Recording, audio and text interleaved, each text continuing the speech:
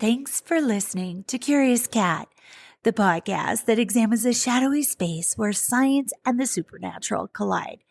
I'm your host, Jennifer Holtz. Join me every week as I explore what it means to be a soul in a meat suit. Welcome to Curious Cat.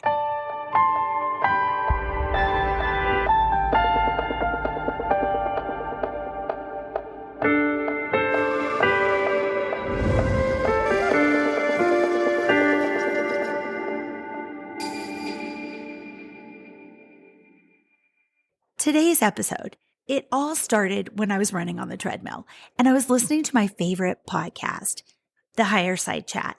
And there was somebody on there as a guest that was talking about dreams, which is my lifelong favorite subject.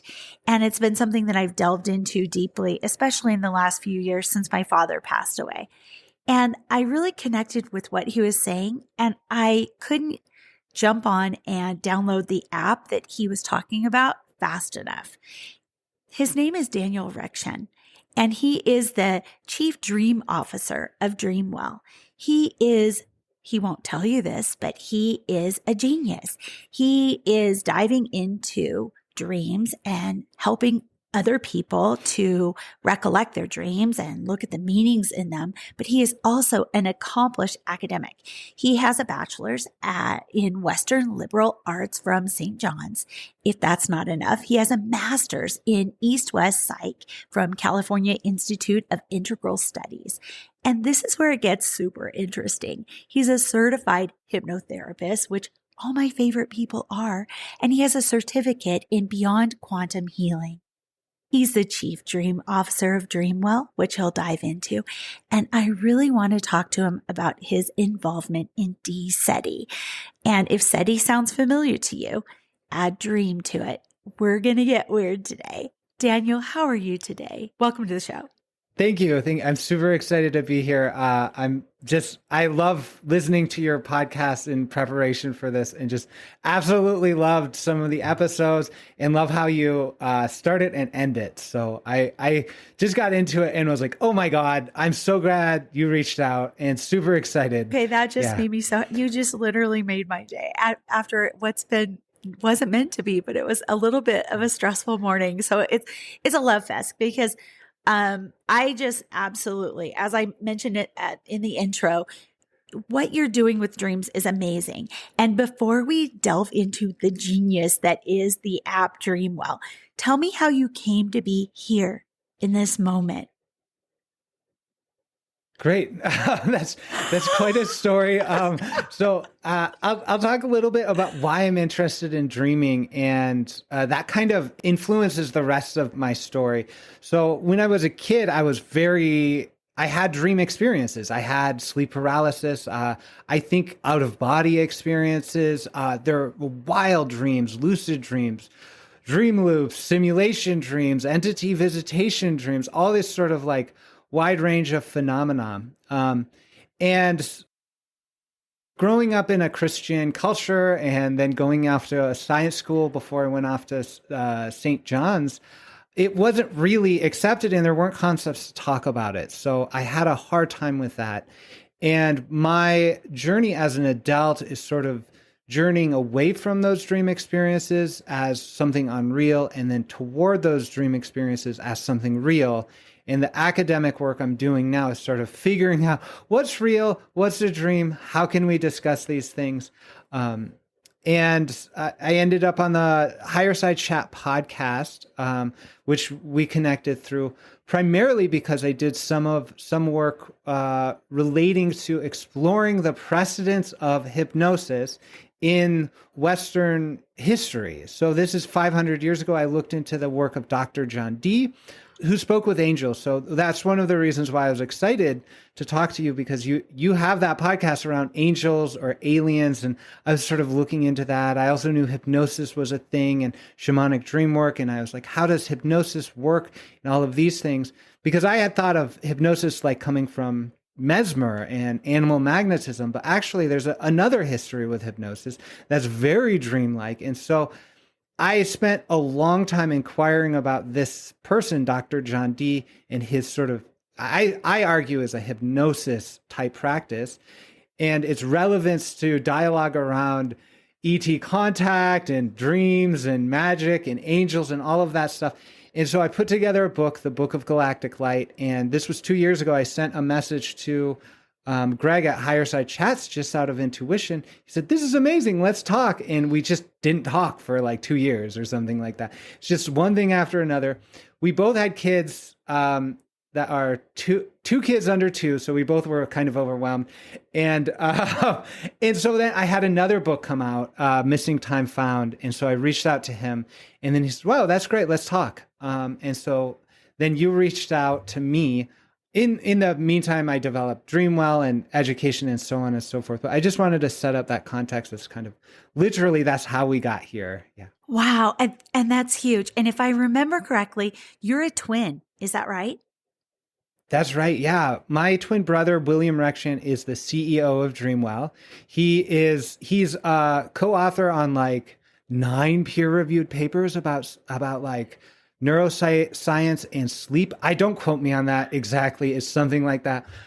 So he and we've been working together with dream projects. I go really kind of more mystical, spiritual. He goes kind of from the sleep physical aspect, and we're working together. He has experience working in award-winning apps. So he and the developer are some of the, and the team on the DreamWell is like, they're the reason why DreamWell is a thing. And it's been such a beautiful thing to see us come together to build that product. I agree. And I have to say, so I grew up across from a nuclear reactor, Hanford nuclear reactor. If people watched Oppenheimer, we were the little goblet where they were refining certain parts of the nuclear bomb. And I thought this was normal.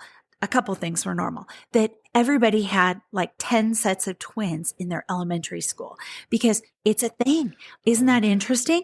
And all my dear friends, and it was an 80s thing because all the parents made their twin names rhyme. So I'm glad you didn't have that. Yeah. But we had Gary and Carrie and Ronnie and Donnie and you name it, and they were there. But I've always been fascinated by twins because I feel like there was always a connection with the two of them, and they could literally speak to each other without saying a word. And I feel like in the womb, maybe that whole dream thing was taking off for you and your twin. And I'm just wondering if you've ever had like tandem dreams or with your brother. We have not necessarily, so this is a little complicated answer and it'll get esoteric or strange really fast. Just warning you. So we've experienced things like twin telepathy where we respond, as kids, we used to respond to the same question, sort of with the same sentences. My mom said, yeah, we go off for paragraphs. Like, what do you want for dinner? This, that, the other thing, all in the same tone and cadence for like 3 sentences. It was like sort of creepy, she said. And a tandem dream sort of we had was when my grandfather died, my maternal grandfather, he died unexpectedly. I had a huge dream experience where I was taken out of body. These Egyptian gods showed me this like spirit passing over. And that was a dream that I go, oh my God, dreams are real. Dreams are real, because I didn't know he was dying. I saw a spirit pass over and assisted, right? Like, that's so amazing. My brother also had strange dreams that night, but not the same sort of flavor. Wow. Yeah. So that was a sort of tandem dream experience. That's amazing. That really resonates because so when my father was passing away, and I share this story, the listeners have heard it. It's like a season 1 thing. We went to my family home in Fort Bragg in Mendocino County in Northern California. And my eldest daughter, who's 26, and she lives right up there in the mountains. And she said, Mom, if you're going to say goodbye to Grandpa, I'd like to be there for you because you've always been there for me as my mom. It's my turn to show up. So we made the pilgrimage. I didn't think I was strong enough to say goodbye to my dad because he was my best friend. But I knew it needed to be done. So we did a lot of things in preparation that are really weird and very much us, kind of witchy. And then we went up the hill. And that day, as we took the twisty, windy road up to see my dad and say goodbye, we got a text from my mom that said, he's not coherent. He's talking to, things we can't see. He's shouting out loud. He's not going to be the Gary Riley you guys know. And we knew right then, both of us, we're in service to our family, and it doesn't matter what Gary Riley's reaction is to us. So we made it. We had that sacred time with him, and then we went to our hotel room, and we were starving because everything had closed down. It's one of those times that we opened up DoorDash and said, we're so hungry, and we forgot to get food. And DoorDash said, what would you like? And it was nothing underneath because it's a tiny town. So then we ate, we cheersed with the little creamers that you get by the coffee machine. We clicked those, and we had a couple like Skittles or something sugary from the airplane ride, and we split those. It was very much like a Peanuts Thanksgiving dinner, and we went to bed. At 4 a.m, I woke up, and Nora was in a separate bed. I woke up and I thought, I hope I didn't wake her up, because I had just had a dream, and it felt like a visitation with my dad. And in my dream, my dad was saying, I'm pissed, Jen. I'm pissed. I wanted more time. I wanted more goddamn time. Will you let the family know? And I held his hand, and that was my dream. Nora woke up at the exact same time, afraid that she had woken me up. And she said, Mom, I just had a visitation with Grandpa, and we were in outer space, and we were talking about theoretical math, and I was helping him to make sense of what's next. And we were looking at orbs and colors and planets, and it was all about this theoretical math, which is Nora's jam. We are so the same and so different. And we had these tandem dreams that were these two parts of my father having one foot here and one foot in the beyond. And so that's why I asked about you and your twin, because we experienced that, and we both woke up at the same time. And we were like, wow, that was really pretty interesting. And maybe it was because we were starving and we had creamer and Skittles for dinner, but we knew that was true. Yeah. Gives me chills to hear. So sort of like chills up and down the spine in a good way, like, so. Yeah. We've already gotten weird. I think it's hilarious. Yep. And I think it's wonderful. And I wanted to dive into, you talked about why you think dreams are important. They've always been important in your life. And I've always felt that way too. It's like, that's a waste of 8 hours of the day. I feel like there's more to it than when people say, it's for our body to heal. I think that's part of it. Or it's when our body, our minds, store our memories. When we're using the computer right now, it's doing it actively as we're using the computer. So I don't think that we as human beings are much different. So it seems to me like it's a place where we can dive in, and it's almost like a night college in a way. I just wanted to know what you think about, like Carl Jung saying, I think it was Carl Jung, little dreams and big dreams. And if you wanted to talk about that a little bit. Oh, absolutely. Yeah, that's a thing I think about a lot, because dreams are so communicative at multiple different levels. So one of the foundational documents I keep coming back to, it's not so much a document, but it's ethics guidelines from the International Association of the Study of Dreams. And they offer a couple principles. One is the respect of the dreamer. So you are the authority regarding the meaning and significance of your dream. I, as a dream worker or another person, can hear your dreams and offer insight around them. Generally, it's recommended to use the phrase like, if it were my dream, I might think about this. The other ethical principle is respect of the dream as a kind of multidimensional source of meaning, which means we cannot just relate a dream back to a single hypothesis. So oftentimes there are hypotheses like the continuity hypothesis, which says dreams are just a continuation of your processing of daily life, right? Or is a simulation of things preparing you for the future, or is helping you deal with emotions. And it can be all of those things, and some more than others. And there are probably about 12 different hypotheses tracked in dream studies literature that has a lot of substance behind it. So all of those are true, and they're all personal imaginations, and it's all like Freudian at one level, But you keep going, and there are little dreams and big dreams, like you said. So Carl Jung talked about it. That's a characteristic that's common to an understanding that I'm looking at now through the lens of dream shamanism. So it basically says dreams are a universal way that people have had real interactions with real entities that are through dream world. Though these are like spirits or souls or ancestors or nature spirits. They're expressing through our dreams. So that means there's always some element of personal imagination. But when we deal with those big dreams, we're dealing with something like a shamanic dream, which we know might be precognitive or might be visitation or might be associated with miraculous healing. So those are really common across all cultures. There's a huge, like every single culture acknowledges, it seems like at some level, these big dreams. And I tracked through all of the major religious traditions last year. I was like, can I find a reference for like a major proponent in a religion about how dreams are a real domain of interactions with their divine or enlightenment? There's been a great paper by like 6 scholars. I forget, it's like Dreaming of Gods or something like that. Moda Rolim and Bulkley are co-authors on that one.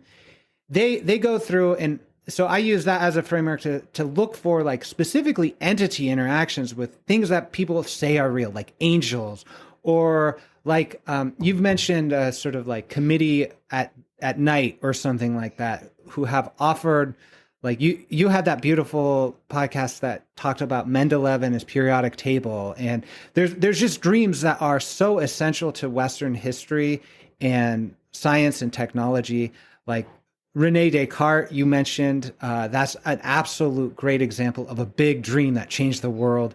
And it's ironic because Descartes led to what we now call like the materialist worldview. Like there's a dualism between spirit and matter, and spirit's dead. And that's because of Descartes. But actually, he was inspired by his dream, which is like a very immaterial thing. So that's an example of like a big dream that's affected all of our history. The fact that we're even talking on the internet in some way, shape, or form is influenced by that event.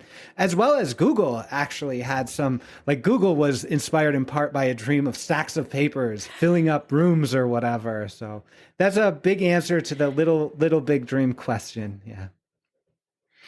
I think it's huge. And it actually brought up a couple things. First, what in society is cheating us of our dream life? Like what is not just distracting us, but maybe even keeping our brains from having these dream experiences that we need to be aware of? Thanks. That's a really good question. And I think I could spend about 20 years talking about it. There's so many different dimensions of this. I track, so I oftentimes will track a relationship between empire, colonialization, and dreams. So I turn to an example of Socrates. So Socrates is the father of modern philosophy. He had very dreamlike experiences looking at the realm of souls and things like that. But the empire came in and killed him because they didn't like his stories. The same thing sort of happens in around 300 AD with Constantine establishing Christianity as the established religion. Interestingly, there was one bit of like historic factoid that was like blew my mind was he said, okay, the empire is now like open to a couple different religions. Christianity is the major one. We're not going to persecute people anymore, except for the temple of Asclepius, the dream god. I want those columns in my palace. So take it down. So that was a strong example of the relationship of empire and dreaming. In our daily life now, I'll hear if you have any response about the history. I was just going to say that tells you everything about the power of dreams and that they're more than just like the 8 hours of maintaining our meat suits, right? That tells you everything because they wanted power and control over it. And it's like not for them, but for us. It actually brings up a fact that the mama bear in me wants to say to you. I think that it's brave and powerful that you've delved into a place that maybe, and no offense to organized religion, except those dogmas can keep us from actually discovering our truest version of ourselves, which is the best gift we can give to the world. And you dove in head first. We did. Yeah. I think that's part of our like soul mission together on this planet. And I'm really Mhm. grateful for that. The other thing I would say about what keeps us from dreaming is our lifestyle now. So there's a couple ways to talk about it, but generally I see that dreams respond to mindfulness, intention, and attitudes. They respond very quickly too. So it's not like we need to learn a new skill necessarily. We need to just sort of massage a few concepts in our mind, generally through the practice of mindfulness or learning about dreaming, and then all of a sudden we're building a relationship with our dreaming selves, and we are our dreaming self. So it's easy to do if the barriers aren't in the way. So that's one of the reasons why we put together DreamWell and why mindfulness is huge. Like so, the mindfulness practice enables the kind of thinking mind that's all like, is this real? Is this not? Is this processing? Is this not? How can I take this seriously if no one else does? That sort of mind controls everything kind of by default until we learn the practice of mindfulness or meditation or connection with, in whatever way you do. I do it through a kind of breath meditation, but whatever way that is meaningful to you, you can do. And that really helps us sort of observe our own experience of dreaming. And that sort of opens up kind of capacity for us to explore it. So it's much more simple. I kind of get really inspired or like mission oriented around this empire dynamic and this whole, I call it the monophasic bias versus polyphasic, which comes from anthropology literature talking about like how Western culture is monophasic. There's only one phase of consciousness that matters to it, and that's waking consciousness. Polyphasic cultures, they care about altered states, they care about dream states, they care about creative states. It's not, there's one state is not unduly privileged over the other. And so I believe we're all naturally polyphasic, that we're in a non-natural situation of monophasic and this focus on waking. So all we have to do is sort of jump out of that in whatever way we can. And it's really a lot quicker than we can imagine because the dreams seem to want us to do that. It brings us in a relationship to so much. It totally does. And actually, when people talk about the 5D, or the split, you hear the woo people talk about the big split that's supposed to occur. I think that you're exactly that. It's when you say, I know what I know, and I know it to be true, because then the subconscious, all those dimensions, however you want to see it, they're saying, oh, you actually see us as a real artifact, a real thing. And it goes back to physics and how particles behave differently when they're observed. And I feel like the observed dream behaves differently. Oh, absolutely. I mean, absolutely. This is, I think this touches on the heart of dreaming, this sort of quantum principle, this observer, this sort of what is the nature of our world together.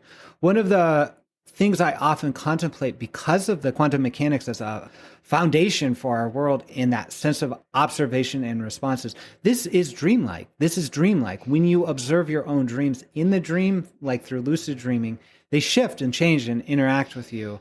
If you practice observation from day waking perspectives to dreaming, same thing happens. So there's something really responsive about the world. And if you've ever had experiences of like shamanism or something like that, like dreams of animals, of these power animals sort of thing, you probably have seen those animals in waking life too. Like it's so common to people say, I had a dream. So I had this decision to make. Was I going to join a meditation community or not? And a porcupine showed up in my dream, and then twice in waking life, which was like wild. And I joined the community, and it was a beautiful experience, but lasted only like 3 months. And then I was like, what is going on? Fast forward 8 years, I just moved to this area because I joined a community with a name of Porcupine. I left that community similarly after the same amount of time. So it's a message to me, don't stay at those communities, but those are personally transformative to you, which if I knew about the symbology of Porcupine at the time, it would have made a lot of sense. Yeah. I know, I'm kind of freaking out because literally the two words that have been coming out in the last 2 days, porcupine and bridge. And I don't know how bridge is going to come up in our conversation, but I literally have goosebumps because porcupines, what's amazing for the listener is their symbology, because I've been dreaming of porcupines. And then I read back to a tarot reading that my friend Karen Rontowski did a year and a half ago. And she said, I don't know, I see you in Colorado and for some reason I see a porcupine. And we have a porcupine that's in our yard that I will wake up at night and try to look for him. And he snuffleupaguses around in the yard and he plays with my dog Cooper's giant Jolly Ball. And I think he licks it because they really like salt, which is funny. But the thing that's relevant to our conversation is they have multiple escape hatches. Like they don't want to use their quills, which is the most obvious defense mechanism. They can get in a stream of water and float away because those straws, they're all straws and they'll just help them to float away. And they work at night because they don't want conflict. But if they have to have it, they've got this defense mechanism. So it's kind of interesting because it reminds me of dreams and how you were talking about the dream and how there's this ethical code, which I want you to talk to the listener about. I think it's beautiful and amazing, this moral compass. But how the person that dreamt it is the sovereign being that gets to go, this is what I think the dream means to me.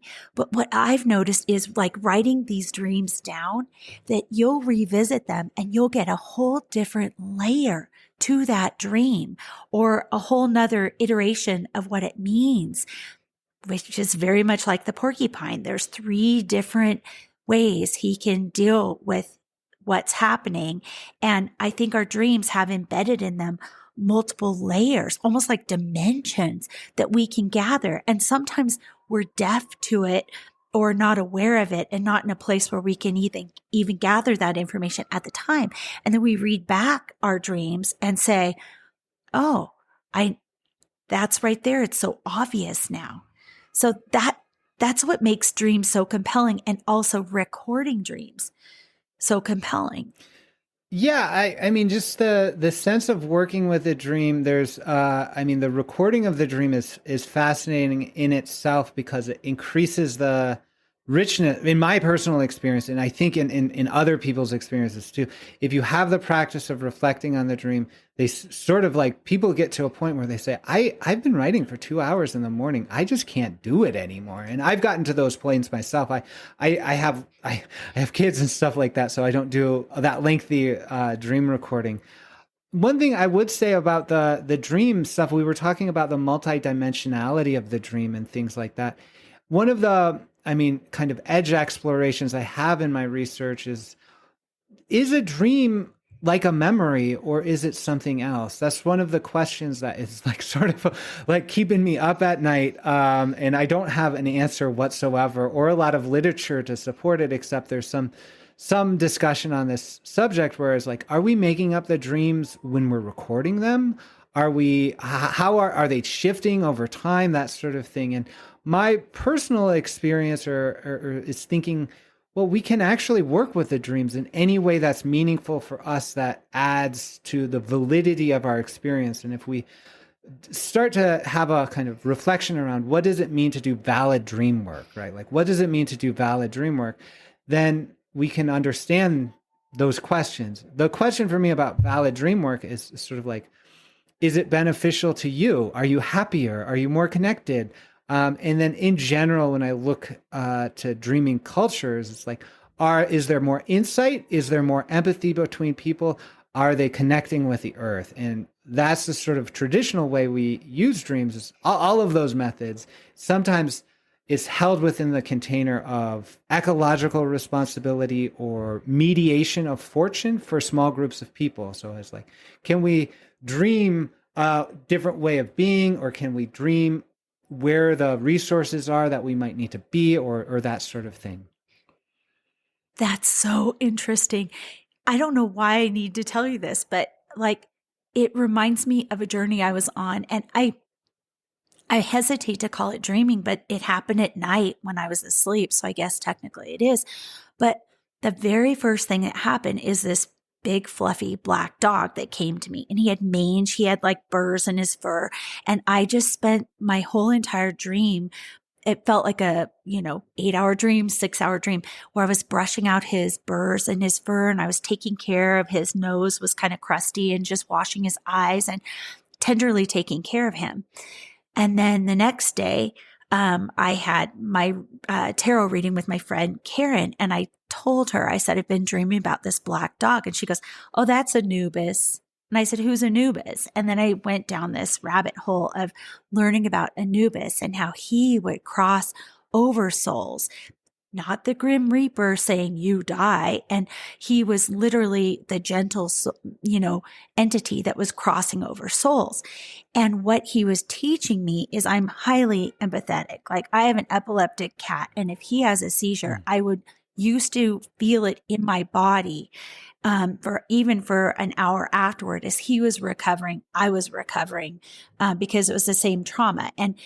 And what the black dog experience was teaching me is you have a need. I see your need, but I don't have to take it into my body to take care of you. And then the next thing that happened was he started me on this journey of crossing over souls in my sleep. And I could not have done it if I had been that empathetic version of myself that I've been for 54 years prior. And it's just really interesting. And then, but when it came to the crossing over of souls, the very first soul that I crossed over was my father-in-law. And he had been passed away for almost 20 years when it happened. And I didn't realize what I was doing at the time. We were in a waiting room. He was sitting next to me. He's a very handsome man, very tall. I'm tiny. I'm like a little, you can fit me in your pocket. And he's like 6'4", very, well-dressed, beautiful, wonderful man. I always loved him very much in life. And he was just sitting next to me. And I said, are you waiting for your doctor appointment? He said, yeah, I think that's what I'm doing. And I said, how long have you been here? And he said, Jen, I've been here a really long time, a really long time. And as I looked at him, his countenance, his perfectly pressed white shirt, button-down shirt, was starting to get frayed on the edges, and it was starting to yellow, and a button was coming off, and different. So there were different visual cues that he was understanding that he'd been there for years. And all of a sudden, this orderly. Oh, and then I asked him. I said, "Would you like some food, or would you like some water?" He said, "I don't need any of that here, but thank you. Just hold my hand." So I held his hand. And this orderly came up, and I thought maybe it was finally his time for his doctor's appointment. But he came up and he was all in black, and he just started like trying to attack my father-in-law. And I stood up and I stood between them. And it's comical because I'm so tiny and Doug Sr. was so big in real life. And I said, "No, you cannot treat him that way. No." And the orderly left. And I said, "Would you like to go home?" And Doug said, "I would really like that." So I walked him home, and I woke up, and I don't know, it makes me cry even though it's happy. I woke up and I thought, I think he's been put himself in a sort of purgatory for the last 20 years. And we were able to cross him over. I got up, I made coffee, and my husband came into the kitchen, and we always have time together. As you just reconnect with your partner after your kids are launched. It's a beautiful thing. You've always been best friends. You've had each other's back. You're each other's lifelong partner. But it's even a stronger bond. And so coffee is our time to really reconnect in the morning. And I said, "I had a dream about your dad." And Doug is the least woo person I know. And he said, "I dreamt about my dad too. And he's doing well." And he just was smiling ear to ear. So anyway, so my dream life has gotten really weird because I would call the crossing over things that I do, that doesn't feel like a dream. I've even dogged down some of the people, one person in particular. I was like, I need to know, does this person exist? Did I just make this up? Is this my author imagination? And I Googled him, and here he was. And I even saw the clips of the football plays that he showed me. He said, "You wait here. I'm not ready to cross over yet." And I looked at the clips. He had taped them on the wall like a Harry Potter thing where they were on these index cards and they would come to life. So I saw him, and I'd never heard of him in my life before that moment. So I knew he was real, but I don't know what to call that. I think it is. I'm not comfortable with saying shamanism because it feels like that's something higher than me or whatever, but it's like, it's a something that it definitely merges, it intersects with my dream life, and my dream life helped that healing in me to open up this thing that I get to do sometimes. Thank you for sharing. That's a beautiful story, and there's so much emotion and sort of transformation and connection with the dream world in there. I often think about what to call these things. I particularly around the dreams that feel real, right? Like dreams that there's some dreams that are like nocturnal dreams. We were talking about continuity hypothesis and simulation and that sort of processing idea. Those are what we typically think of as dreams. But I sort of like, my brother and I talk about this all the time because he's done like sleep studies with people. He has that experience, like working in a sleep lab. He has looked through the literature around this, and he's observed that there's like dreaming cognition happening all throughout the night. So it's not just those dreams that we think of as REM dreams that's happening. There's a wide range from hypnagogia to dreams to like all of that. And then I've looked through the kind of literature as to like, how do we define dreams? What is that? And nobody actually has a good answer. And the last time I saw a good answer was from a group of scholars that came together in like 2000. They were like, let's come up with a definition, a working definition. And they were basically like, we can't. There's like 3 spectrums of possibility here. Let's all talk about it. Dreams can happen from waking to sleeping. They can happen at like depending on nightmares and like these contexts. And so basically we have this sense of like there's nighttime cognition or experience that looks like daytime stuff. Like there's a continuation experience. There's all this research around hypnotic dreams that's from like the 50s to the 80s of the last century, but like Deidre Barrett, the president of the IASD, the International Association of the Study of Dreams this year, she wrote her dissertation on hypnotic dreams, which are dreams induced or dreamlike experiences induced in the trance state of hypnosis. And they say they're similar to dreams in a way that's like spectrum. So it's like it's like you have daydreams, then hypnotic dreams, then nocturnal dreams, we'd say little ones, then big dreams. And so there's this huge spectrum. It is not limited to sleep states. That's my conclusion. And so we can just say, I come to like mystical notions with this that are sometimes hard to package up in DreamWell or whatever, but it's like life is like a dream in a way. And we're navigating between these different spectrums of, are we more embodied and outwards in our perception? Are we more disembodied, I guess, in the dream state and inwards in our perception? Is it involving more of a internal processing or external processing? And the dream can thread through this huge matrix of possibility so that your dream of Doug Sr., right, passing over, that whole realm was something very real happened with the souls, right? That's what it feels like. But then also there's probably details that if you were to write them down and consult with your husband or like mother-in-law, you'd be like, how did you know these things about his clothes? How did you know these secret details or whatever? Those would be coming through if you wanted to check on those. And then also like personally meaningful stuff, like you could do a Freudian analysis of it and learn about your own emotional dynamics. Yeah.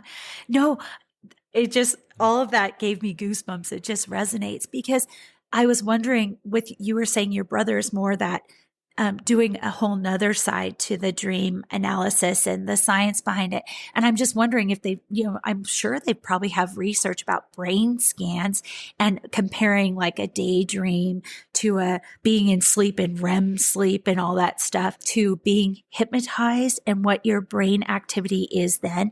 Have they done those comparisons? And do you know? I mean, I'm kind of putting you on the spot here, but I know there's literature that compares like meditators' brains. I know there's literature that like EEG states with dreams, and that's like a common thing.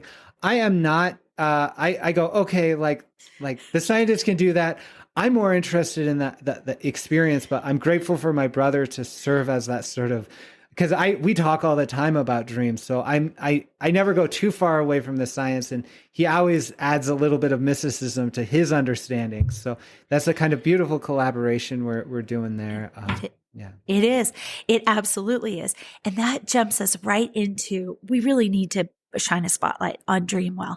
So DreamWell is an app that you have multiple people, but I think of you and your brother have developed. And I downloaded it a week ago and it's been an amazing experience. Like actually it's been like 8 days now. It's been fantastic because I have pulled out my dream life again and I've been able to like actually remember and record those dreams. So tell us about the app. Tell us your passion behind it, which is all the things you've probably already spoken of, but, and also about a recent update you've done to it. Give us some nitty gritty about it. Oh yeah. So we've been working on DreamWell most recently for about 3 years now. And, but most recently, I mean, I've been into this since 10 years ago. I got a download situation when I was living in San Francisco, doing right before I went to school, actually, at California Institute of Integral Studies. It was about quantum physics, actually. It said, like if you start paying attention to your dreams, that shifts. So observer effect, the quantum uncertainty principle. If you observe a system, it changes. It goes from, in terms of the quantum stuff, light goes from wave probabilities to particle actualities. And they say, when you apply intention to that or attention to those things, these things shift. So they said that principle is active in the macroscopic scale. And the download said, we want you to prove that. And I go, how am I going to prove that? And they go, well, here's a very easy first step. Do it in dreams because dreams are much more malleable. You need to get together many people to collect their dreams and then offer instructions to apply lucid attention to specific areas and see how their dreams respond. Then you can prove how observation affects a macrocosmic system, which is dreaming, so it shouldn't be a big deal. That's what the download said. This is like 15 years later, to be honest. I'm still just vaguely yeah. So we've been working to collect dreams together to see how can we analyze so many thousands of dreams. DreamWell actually, so if you go to dictionary.dreamwellbewell.com, you'll get to our data-driven dream dictionary. This is a new thing. This came out like this. This is like the first time we're talking about it on a podcast or whatever. I'm so proud of this work because it took some of my initial inspiration. And I worked with it, but my brother and the developer just went to town. This is the second iteration of it. It looks beautiful. It works beautiful. So it takes 200,000 dreams from the internet, academic databases. It analyzes them, but doesn't tell you what they mean. It just describes. It says, oh, there's more emotion in here, less fear in those. And it gives there's 1,000 different categories that we've established through an iterative process, like 1,000. Like it's an insane technical system to do this. Wow. So that's like part of the inspiration, and that's sort of just kind of on the side because we're so fascinated and love dreams so much. The DreamWell app, though, came about 4 years ago, 3 years ago. 2020 happened, and we said, "Okay, let's do something. Let's do something together." My brother was working at the time with a developer on a different project. They said, let's do something that matters. Let's work with dreams. Like, let's do it. The market, it looks great as a tech person. Trying to get SEO or apps, it looks great because not a lot of people are doing stuff. It seems like a relevant field. This is something we keep coming up with. It was like, why aren't more people interested in dreams? I know, believe me, because, okay, the app itself, everybody needs, the links will be in the show notes, but really everybody needs to download it and just at least try the first 7 days because everything. Okay, I just have to go to page 2 just to give you the appropriate compliment on it. Not only just phenomenal, it's intuitive, it's intelligent. It not only encourages, but it helps me to go. The first thing I do this morning in the mornings now is just do the check-in and I'll do a dream story. It's changing my language around it. One of the tips that just has been a game changer for me was the one where you were like, physically go back to the position you were in when you were having the dream. It just completely unlocked my dreams. The second thing, it came to me, and I don't know if you'll teach it later, but I just intuitively, I was like, I'm going to stop saying I don't recall my dream. But what I'm saying now, instead, it's a slight perspective shift, but I'm saying, my dream is going to reveal itself to me later today. And I'll be darned, because I woke up this morning and I was like, okay, I really wanted to have a dream because I get to talk to Daniel today. Like, this is a good day for a really cool dream. And then I woke up and it was like crickets in my brain. And I went, wait a second, I will remember it later today. And sure enough, I turned on my phone because I was woken up in the middle of the night and I started a meditation in my bed in Colorado in real life. And it was about Archangel Haniel. And the dream, which I had totally forgotten until that moment, came to me. I was a teenager. I was in this white room in a little twin bed, and I had little earbuds in, and I was listening to the same meditation. So in the dream, I was watching my younger self doing the same thing and not having any of the, responsibilities you have as a parent and as a, pet owner and as a partner. I had no responsibilities. It was just this meditation. And I was watching that and I thought I had everything and it was beautiful. But then I was thinking, well, wait, but who's back in bed in Colorado doing the same meditation at the same time? So I was like, who is the observer here? Was that my higher self? It got me down a rabbit hole. And I was like, wait, was that lucid dreaming? So that's what I've been working towards, because that's the other thing. Download the app and you can pick what your goal is.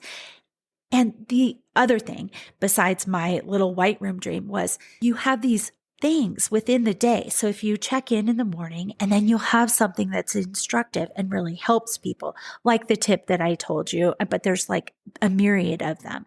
And now I'm going on a whole new pursuit because I did the first 7 days, and we'll see if I can get back to lucid dreaming, which I used to be able to do when I was a little girl.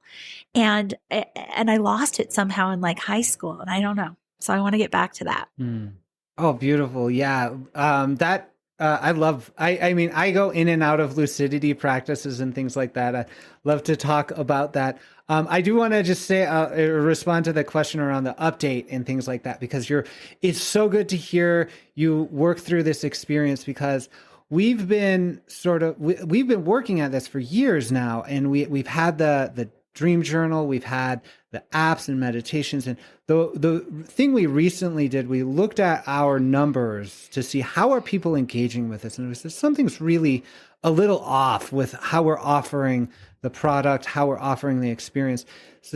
So my brother and the app developer came up with this. It's sort of based on a standard pattern of working with apps. And so it's now offering courses. So the idea is all surrounded this agenda.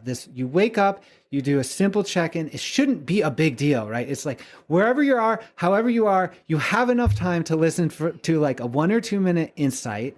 You have enough time to just look at a notification. That's all you need to do is go, oh, the notification reminds you about the homework you're going to do that day, which is generally just like appreciate your dreams or think about all the dreams that are happening or that sort of thing. And then it gives you an opportunity to do a check-in, meaning you record your dream or record the day. And the check-in is really there to help keep a dream journal, but it's designed in a way that you can click through it really, really fast. So if you don't want to add a lot of the detail, you don't have to. And that's one of the things I keep saying from dream studies literature shows us dream journaling is great, but just making a note about how much you remember from your dream is just sufficient to increase your dream recall. So that's all we say. Just check in with the app, even if you don't do anything else. Just because it says DreamWell and you're doing it, you will dream well. Like that's in the science, more or less. So that's why we really put out this update in the last, I don't know, month or so, few weeks, to offer this really guided experience where you can choose. We have about 12 courses now, something like that. I am looking actively at how people are responding to each of those things. We're tweaking is if we go like this, does it make people stay more and engage more? If we say things like that, does it? And so we're working on that, honing that message in a really crafted way, as well as putting out very specific courses like lucid dreaming stuff. And I love all sorts of variety of paths of dreaming. So we'll get into those, but it's really just about connecting into a daily practice. Okay, well, the marketing person in me just got really excited because I also think, so it's doing all of the things you said. And actually, it takes like literally 30 seconds if you want to just go, how did you sleep? And you can pick a couple words. You can add your own words. What interrupted your sleep? Mine is always cat. I know the problem, but there's all these different things. And then you can go as deep as you want to or not. But I'm wondering if you could in some way have some of the testimonials pop up. Just one of the notifications would be just a testimonial of like, I've noticed that I have more regular dreams. And that, because it's reminding people it's worth doing because you're investing in yourself and you're growing a skill that kind of atrophied over the years. Because I know you've heard it. People say, I don't dream. How do you respond to them? I always ask why. So I just, that's an invitation for conversation for me. I mean, we can respond with the science. The International Association of Dreams has a page about this because it's such a common question. And basically the thing is everyone dreams unless you have very rare neurological disorder. Like and so not remembering your dreams is different than not having dreams. And I don't even, it's so rare that there's not a lot of precedent for it. The memory of dream is interesting. I mean, probably like a dozen to 5 times a year. I have this conversation and I always start asking questions and I go to like, what's the last dream you do remember? And there's so much information there and it's individual for each person. Usually there's a shift of attitude toward dreaming and a shift of energy process around life in general. So there's a trauma or something like someone died or a job or they like got scared. This happens to a lot of people who are very sensitive to dreaming and shamanic dreaming and these exotic dream phenomena like sleep paralysis and whatever. They just go, I can't even make sense of it. Let me push it out of my life. So really it's an invitation for exploration. If someone says, I don't remember dreaming, and you can always just start again. It's not a big deal. It seems insurmountable, but really it takes, I don't know. I don't have the numbers on that, but yeah, it's just like a minute, right? Like just thinking about it. And if you think a little bit about it every day. Yeah. Well, and I can attest to it because what's been interesting for me is it's just been like 8 days and it's gone from I would say the small dream to kind of kernels of a big dream where it used to be that my dream I could see the sprinklings of the day before, right? In my dream. But now I'm starting to see the sprinklings of the day ahead. So I'm time traveling. That's what you're teaching people with your DreamWell is you're time traveling. Because for example, if I'll have a dream about, I don't know, pumpkin bread and it's not pumpkin spice season, folks, but you'll have that dream and it'll be something super specific. And then that'll happen in that day. And you're like, okay, what the heck? I made a note of that. And isn't that fun? I think that dreams whatever the dream realm is, it has a playfulness to it, a humor to it. And it delights in being noticed, I think. And, for example, so last week, and this is kind of a spoiler for next week's episode, but I went on this weird, my partner was in Seattle. He was doing business stuff and I was here in Colorado still. And I went on this little journey. I went to 3 different places for 3 different hikes because it was 70 degrees in Denver. And one of the places I went was Mother Cabrini's shrine. And I was there and I had my experience and I won't bore you with that, but It felt wonderful. It felt mystical. And then that night, and Mother Cabrini, just, you do need this background. She was building a home for children that had lost their parents due to mining, right? So it was like an orphanage, but also a school. And they needed nice, clean, clear water to be drinking. And she struck a stone with her walking stick, is so the legend goes. And then the water started bubbling up, and the spring is still there. And I actually drank from the spring. So then I had the rest of my day. It was a really cool day. That night I went to sleep. And then the next day I saw my eldest daughter, and we painted her living room up the hill. And I said, I just remembered I had a dream about Mother Cabrini. And she took me to the museum, which I didn't go to in real life. I didn't bother with that. And she was telling me about like the spring and that experience. And I saw this chunk of like a stone on the floor. It was very unassuming. And I picked it up and I was holding it. And I said, this is crystallized tree. That's what I called it, crystallized tree. I'm so embarrassed. And she goes, well, that's the secret thing. Because when I struck the stone to start the spring, I petrified some trees in the area.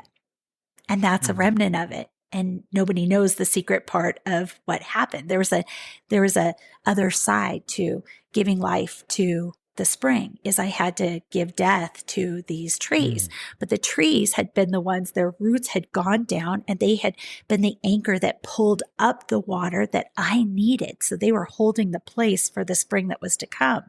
And you're holding a piece of the petrified tree in your hand.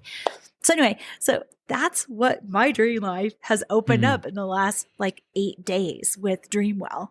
Is like learning about petrified wood, and then learning that the petrified wood, actually one of the attributes of it, which Nora, my eldest, told me, is that they can hold records like the Akashic records. I mean, the whole thing was just, you can't make this shit up.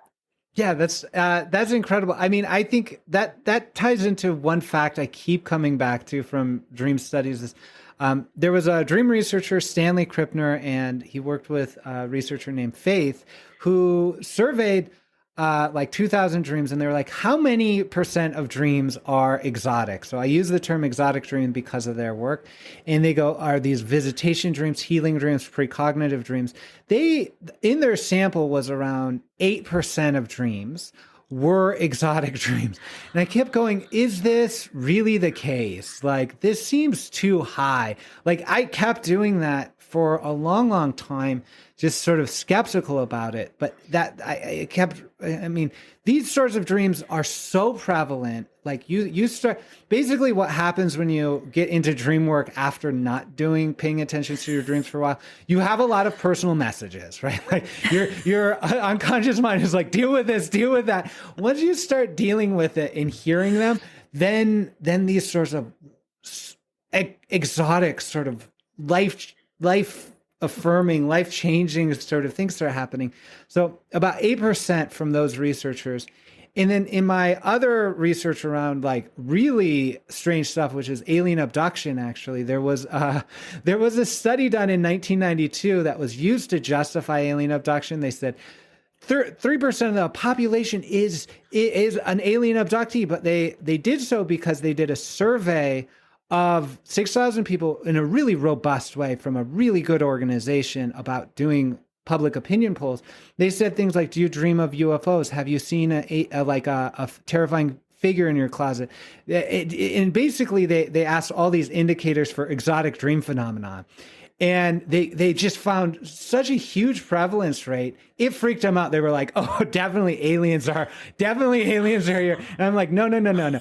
Actually, definitely, we're having incredible dream phenomena that are so incredible, it blurs the line between reality and dream. And that's in part why we have the notions of alien abduction, is because of that survey, because those researchers were not familiar with the prevalence rates of exotic dreaming. Otherwise, they would have gone, these are like the same prevalence rates.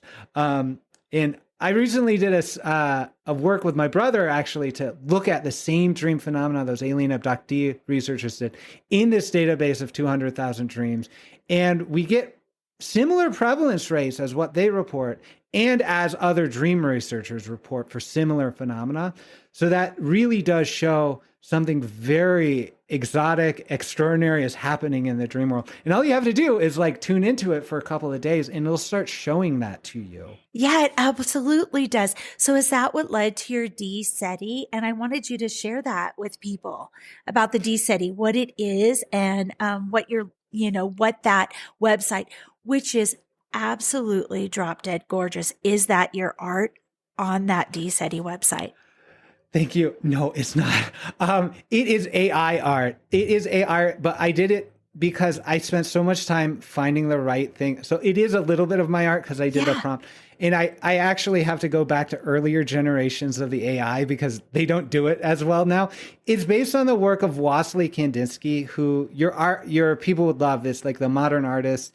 He is so essential to my spiritual development. And so that's my homage to him and my homage to like art and landscape painting in association with that. DSETI stands for the Dream Search for Extraterrestrial Intelligence or the Dream Study of Extraterrestrial Intelligence. It basically looks to the fact that 6.5% of people have dreamed of an alien or extraterrestrial. 4.5% of people have dreamed of a UFO craft.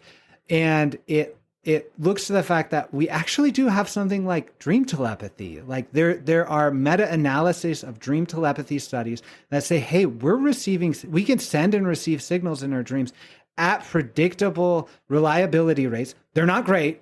Like it's not a telephone. This isn't Skype, but something is non-local. Something is coming from the outside in ways that go faster than space or faster than light or whatever that the researchers think that you can really pick up on. And dream researchers have used this sort of thing to, I don't know, like communicate images and it's all sorts of wonderful, strange things. And so basically the idea says, well, what if there's someone out there? Personally, I understand the extraterrestrials to be something like angels, to be something like fairies that have been with us and are indigenous to the human experience. And I don't know how to make those judgments about other things like the alien abduction narratives. I'm talking a lot about reducing myths around that, bringing forward notions of sleep paralysis and that dreams are real and that there is a real element to it, but we might not need to take them at face value. So there's a lot of myth exploration and disambiguation on DSETI. That's where I offer my private dream work sessions to people who have extraordinary experiences. So oftentimes they will have an entity encounter that's like an alien abduction event. They might not remember all of it. They might be looking for regression hypnosis. I offer shamanic dream work instead. And generally they make contact with me because of that experience, that one entity visitation that they think might be abduction, but they stay and work with me because they're psychics or whatever, or like, extraordinary dreamers. And it's helpful to work with someone else in that context. I work with other people in that context. So that's really the work I'm doing at DSETI.org is really bringing forward that. And it's relevant today. Even now there's controversies around UFO crash retrievals and all in that stuff. And I say all of that confusion is derived from our confusion as to what is real and what is imagined in dreaming, and being able to balance that kind of inquiry. Is this a big dream? Is this little? Is this real? How much of this is real? Those are all questions we need to ask. And I'm asking that at DSETI. And I'm glad you are asking because that whole area is so stigmatized. And so you're kind of pulling that all away and just saying, what is the experience? What impact does it have on your everyday? And in that realm, I always go back to our free will is sovereign over all. I mean, the angels have come to me and reiterated that time and time again. And it's like, I'm not victim blaming because there are people with some serious PTSD that have that abduction experience to them. But what I'm trying to say is you can set a boundary and you can say, yes, I'm willing to have this experience, my free will says, yes, I may, or you say, no, I'm setting a boundary to not to. And I think that helps with the fear, because that's my whole goal, is to transform fear into love, and asking questions and being curious about it tends to cause that transfiguration. And that includes with your dream life, because I think that maybe even some people, they will report that they don't dream because maybe they had a dream that scared them and they put up a wall. They're protecting themselves and they don't even realize it. They don't even remember back to when they did that. It's the same thing with psychic abilities, right? People will, including my own kids, they will say, that thing freaked me out, so I just shut it all down. But those doors are there and you can open them with purpose. And I think that that's what I think is so beautiful about DSETI and about DreamWell, is you're giving people the toolbox and the control to kind of put themselves in charge of that again and discover ultimately, wow, life is freaking interesting. And the world is so much more interesting than we give it credit for. Like, it's so much more interesting. Oh, absolutely. I mean, this really comes back to, for me, in terms of giving people back a toolbox. I like that phrase. It really, for me, I come to a couple conclusions based on all of my reading and dream studies. One is dreaming is a universal right of everyone, that they're universally capable of doing. And I say that because of the cross comparison work that people have done with dream shamanism. It's like, you don't need a special shaman oftentimes to work with your dreams. It's only the very special dreams you actually go and talk to someone. Otherwise, you're doing dream shamanism when you're talking to your husband over coffee, right? That's it. That's dream shamanism. When you're taking it seriously and going, how can this inform my life? That's dream shamanism. That's it right then and there. And then there's like more rigmarole to actual the ceremonies and rituals and stuff like that. But those are unique to everyone.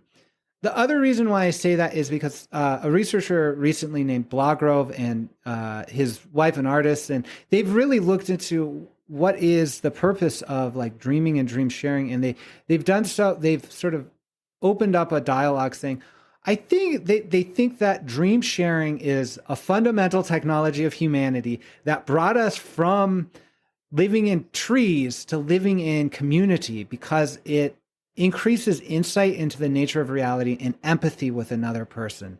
And so that ability to communicate and envision each other's dreams actually created enough social cohesion for us to work together in tribes, is what they're saying, which makes me say that this dreaming thing and the sharing of dreams and working with dreams is everyone's natural birthright as a human, and that it will show up very strongly for you as soon as you turn towards it, which is why the DreamWell only needs to be a minute a day or whatever, because it's really just reminding you to be who you are.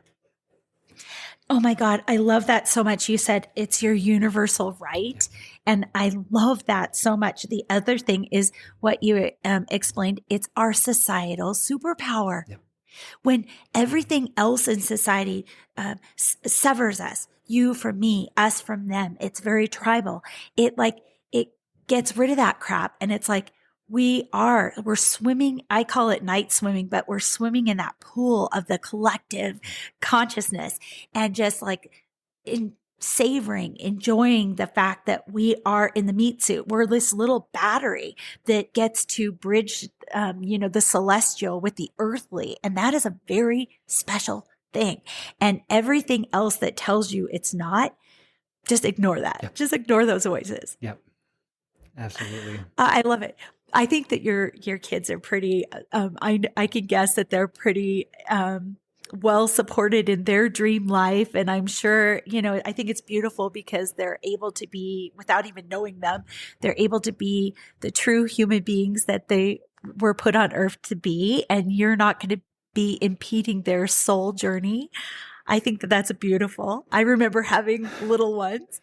I'm glad they're all grown up. They comes with its own thing. Yep. And I think that they're very fortunate to have you guys in their life. Before we close, is there anything else that you feel compelled to share with the listeners? that we didn't cover today? I come back to just the universal kind of like, it is simple. It is simple and worthwhile to work with your dreams. It will change your life. It will guide you in the way you need to be guided. And it is, I believe, the best thing we can do. There's so much stuff happening in politics and the world and just ecological stuff. I get so worried about where we are in our world today, but I know for a fact that if we turn to dreaming more and more and use that almost as a political activism, ecological activism, it's not recycling, it's not picketing, but it's listening to the dreams and working with them. That will literally guide our society so fast out of the dire straits we're in. And it's happened before in literature, it'll happen again. Huge technological shifts have come because people have dreamed them, and we can do that now for the ecological issues we're experiencing. And really that's it, because we are part of this earth and the earth is dreaming through us. And that's a final message, really. I think it's a very powerful message. And also your life is a message, because it reminds every single person that's listening to this that your soul has a journey. And if you follow the steps, you're helping all of us to get to a place where we can make that big change. And it's one dream at a time. So where can listeners find you? You mentioned DSETI.org, but where else can they reach out to you, contact you, or download the app? Yeah, DSETI.org is great for the personal dream work, for the exotic type stuff. I have a YouTube channel there that has a lot of scholarly lectures about the topics of alien abduction and UAP disclosure. So if you need a place to figure out what's going on, there's a lot of information there. Then the next place I mentioned, DreamWell, the app, and it has a website, DreamWellBeWell.com. You can get to the Dream Dictionary there, or the links to download that. You can download those from the Play or the App Store. And those are really the best ways. If anyone wants to contact me, I say, please do. I mean, I offer free and no obligation consultations for my dream work on DSETI.org. I love when people reach out to me personally to do that. I love when people connect with a DreamWell app. So if I am pushing the DreamWell experience, because I think everyone just needs to know about mindfulness, sleeping well, and dreaming well, and that, you know, it's probably not a lot of time investment. It's over several days, over a week or so for each of those introductory courses, and you can just do those. You can really explore what it's like. That's a free trial. Like, you don't have to buy anything. And even our subscription model is pay what you want, because we really just have believed in it. We actually think that might be harmful to our business model, so we're looking at that, but we just really want you to engage with it. So check out the DreamWell app at DreamWellBeWell.com. I'm so glad you came on the show today, and I'm just so grateful to know you. And you have to promise you'll come back sometime. Oh, absolutely. Thank you so much. Okay, good. Oh my gosh. Thank you very much, Daniel. Thank you for listening to Curious Cat. Have you heard the good news? We are in the top 20 of Supernatural podcasts. Hooray. That's all thanks to you. Subscribe to us on your favorite listening app. And if you love the content, recommend us to a friend. Until next time, stay curious. I love you.